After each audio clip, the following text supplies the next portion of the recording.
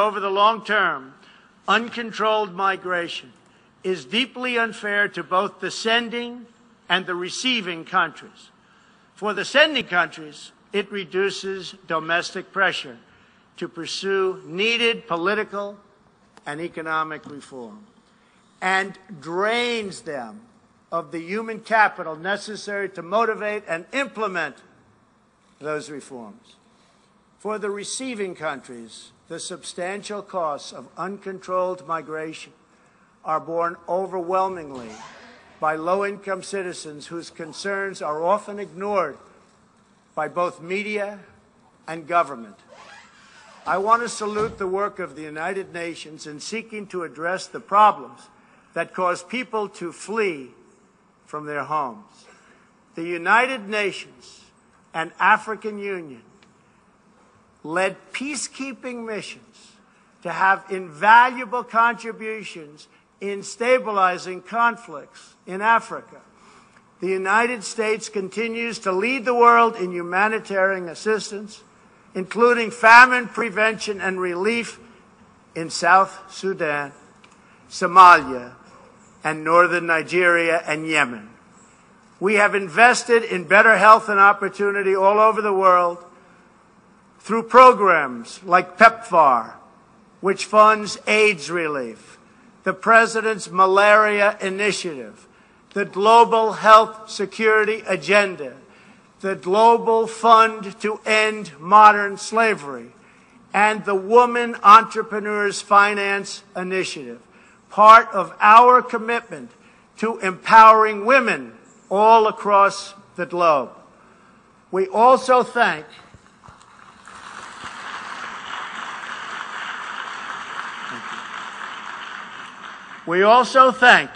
the Secretary General for recognizing that the United Nations must reform if it is to be an effective partner in confronting threats to sovereignty, security, and prosperity.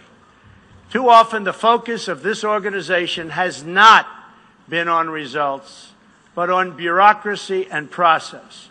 In some cases, states that seek to subvert this institution's noble aims have hijacked the very systems that are supposed to advance them. For example, it is a massive source of embarrassment to the United Nations that some governments with egregious human rights records sit on the UN Human Rights Council. He's talking about China there. He's really talking about China. 193 countries in the United Nations. And yet we pay 22% of the entire budget and more. In fact, we pay far more than anybody realizes. The United States bears an unfair cost burden, but to be fair, if it could actually accomplish all of its stated goals, especially the goal of peace, this investment would easily be well worth it. Major portions of the world are in conflict, and some, in fact, are going to hell.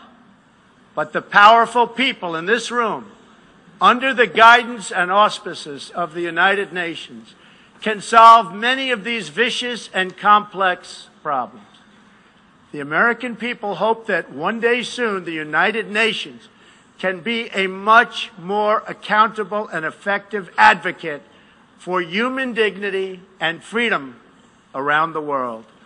In the meantime, we believe that no nation should have to bear a disproportionate share of the burden, militarily or financially. Nations of the world must take a greater role in promoting secure and prosperous societies in their own regions.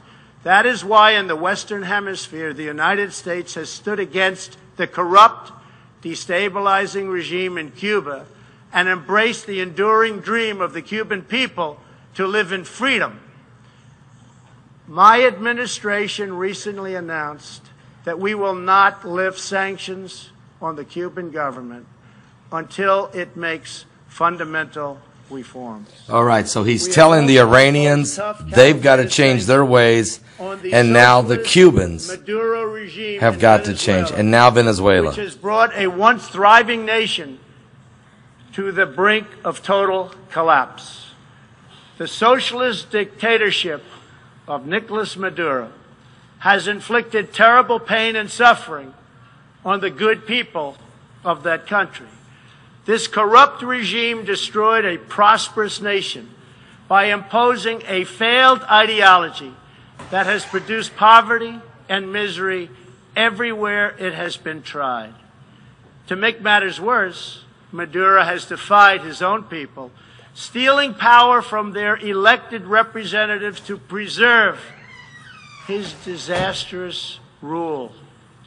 The Venezuelan people are starving, and their country is collapsing. He's right on that. Their democratic institutions are being destroyed. This situation is completely unacceptable, and we cannot stand by and watch. As a responsible neighbor and friend, we and all others have a goal. That goal is to help them regain their freedom, recover their country, and restore their democracy. Wow, is he saying he wants to remove the Venezuelan government and Nicolas Maduro's regime? The United States has taken important steps to hold the regime accountable. We are prepared to take further action if the government of Venezuela persists on its path to impose authoritarian rule on the Venezuelan people. We are fortunate to have incredibly strong and healthy trade relationships with many of the Latin American countries gathered here today. Our economic bond forms a critical foundation for advancing peace and prosperity for all of our people and all of our neighbors. I ask every country represented here today to be prepared to do more to address this very real crisis. We call for the full restoration of democracy and political freedoms in Venezuela. So there you hear President Trump is now really calling for the world to help remove Nicolas Maduro. Not that socialism has been poorly implemented, but that socialism has been faithfully implemented. Wow. It don't work, in other words. Socialism don't work. Okay. Trump, here he goes. From the Soviet Union to Cuba to Venezuela, wherever true socialism or communism has been adopted, it has delivered anguish and devastation and failure. Those who preach the tenets of these discredited ideologies only contribute to the continued suffering of the people who live under these cruel systems. He's right. America stands with every person living under a brutal regime. Our respect for sovereignty is also a call for action. All people deserve a government that cares for their safety, their interests, and their well-being, including their prosperity. In America, we seek stronger ties of business and trade with all nations of goodwill. But this trade must be fair and it must be reciprocal. For too long, the American people were told that mammoth multinational trade deals, unaccountable international tribunals, and powerful global bureaucracies were the best way to promote their success. But as those promises flowed, millions of jobs vanished and thousands of factories disappeared. Others gamed the system and broke the rules.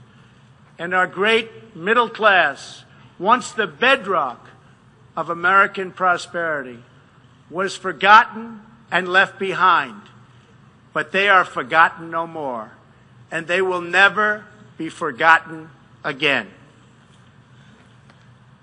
While America will pursue cooperation and commerce with other nations, we are renewing our commitment to the first duty of every government, the duty of our citizens. This bond is the source of America's strength and that of every responsible nation represented here today.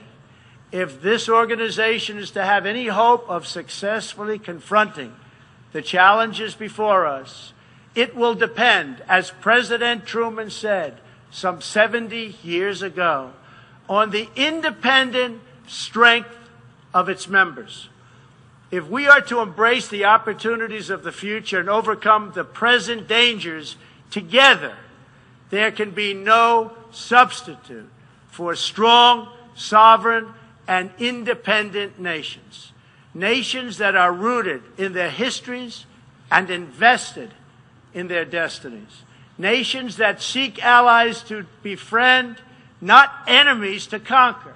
And most important of all, nations that are home to patriots, to men and women who are willing to sacrifice for their countries, their fellow citizens, and for all that is best in the human spirit. In remembering the great victory that led to this body's founding, we must never forget that those heroes who fought against evil also fought for the nations that they loved. Patriotism led the Poles to die to save Poland, the French to fight for a free France, and the Brits to stand strong for Britain. Today, if we do not invest ourselves, our hearts, and our minds in our nations, if we will not build strong families, safe communities, and healthy societies for ourselves, no one can do it for us. We cannot wait for someone else, for faraway countries or far-off bureaucracies. We can't do it. We must solve our problems to build our prosperity, to secure our future, or we will build vulnerable to decay, domination, and defeat. The true question for the United Nations today, for people all over the world who hope for better lives for themselves and their children, is a basic one. Are we still patriots? Do we love our nations enough to protect their sovereignty and to take ownership of their futures? Do we revere them enough to defend their interests, preserve their cultures, and ensure a peaceful world for their citizens? One of the greatest American patriots, John Adams, wrote that the American Revolution was effected before the war commenced.